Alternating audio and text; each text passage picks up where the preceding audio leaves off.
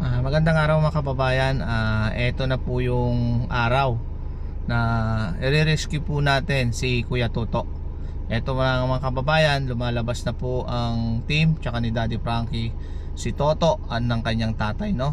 Nandito po tayo ngayon sa Impanta po, na kung saan ito na nga po, kukunin na po natin si Kuya Toto.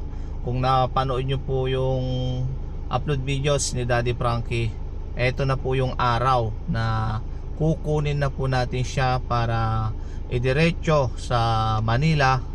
Tuloy-tuloy po tayo dito from Infanta. Malapit po ito sa San Balis mga kababayan.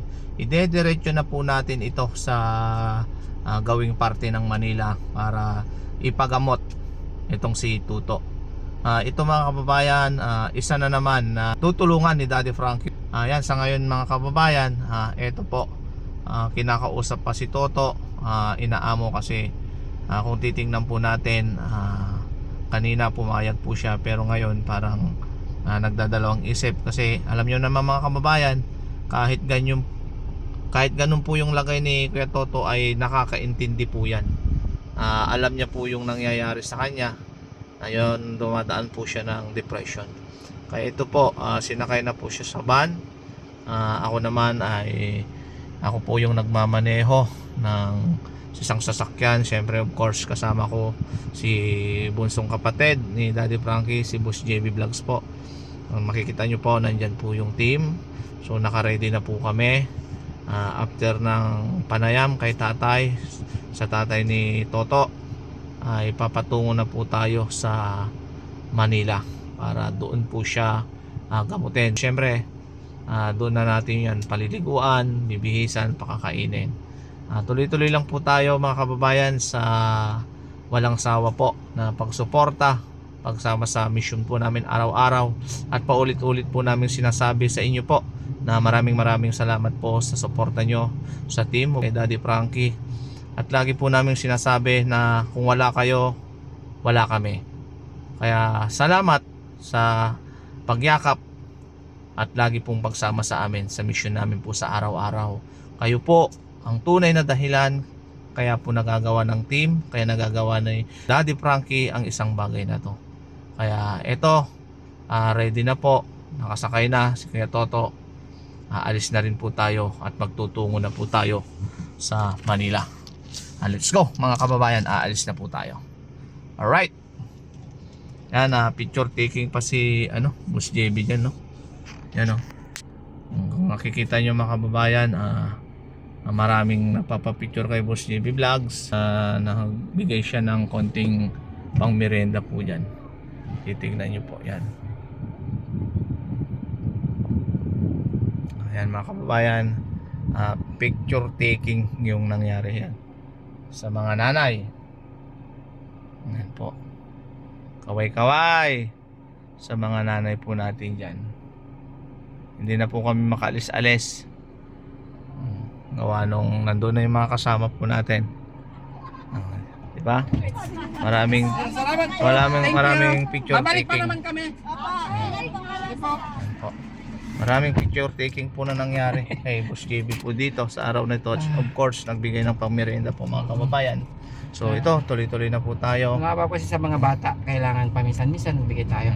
Yes. Napakasarap kasi sa pakiramdam mga kababayan kapag tayo nagbibigay. Yan, kahit sa balik na kaparaanan ay makakapagpasaya tayo ng mga bata na katulad nila. Okay. So tuloy-tuloy na tayo Boss JB sa Manila. Wala nang wala nang bihisan. Opo, time check po. Mag-aalas 2 na po yan.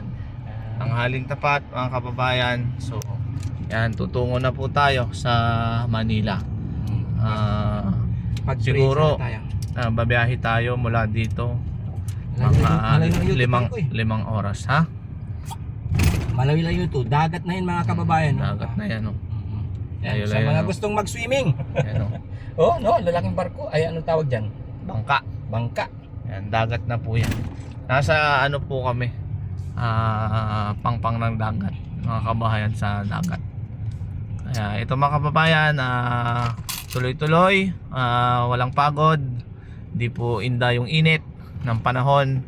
Basta alam nyo naman, ang tanging hangad ng Team Daddy Frankie makatulong sa mga kababayang natin, lalong lalo na po sa kalagayan ni Kuya Toto.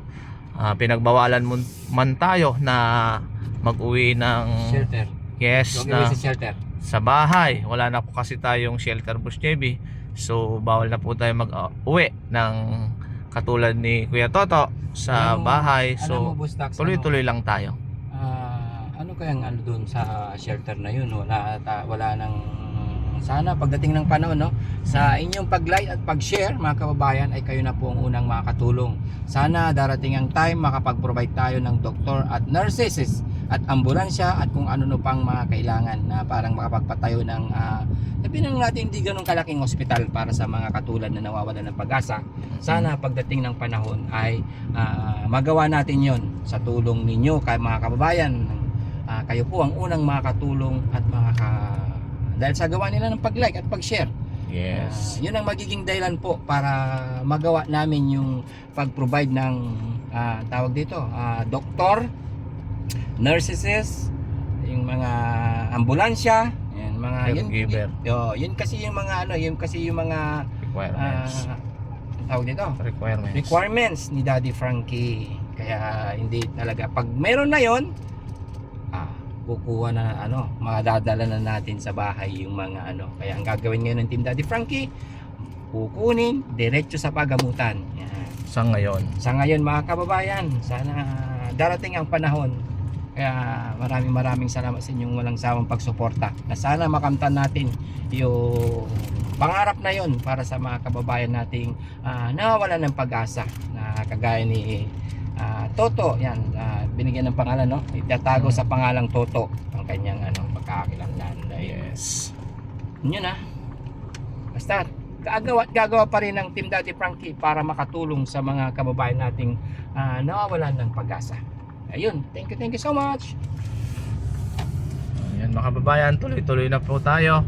Pabiyahe na po tayo pa Manila. Yun, pagdasal nyo po kami na sana'y walang balakid na mangyari o sakuna sa aming daraanan, kasi nasa 5 siguro o hanggang 6 na oras po 5 to itong 6 hours. yes po ang biyahe po namin kasi sobrang layo.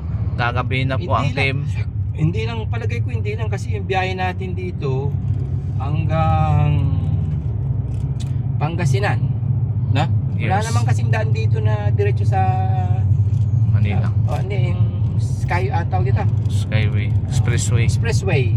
Magsi-service road tayo. Service road to kasi kaduluduluan na po to. Kaya malayo po ang biyahe. Parang Anda to Manila. Ang layo. Mas malayo pa ito. Mas malayo pa. Parang Anda to Manila. Kaya hindi kakayanin ang 6 hours. Pero kakayanin siguro tuloy-tuloy lang. Diretso. Yan mga kababayan, hanggang dito lang po yung update po natin kay Kuya Toto.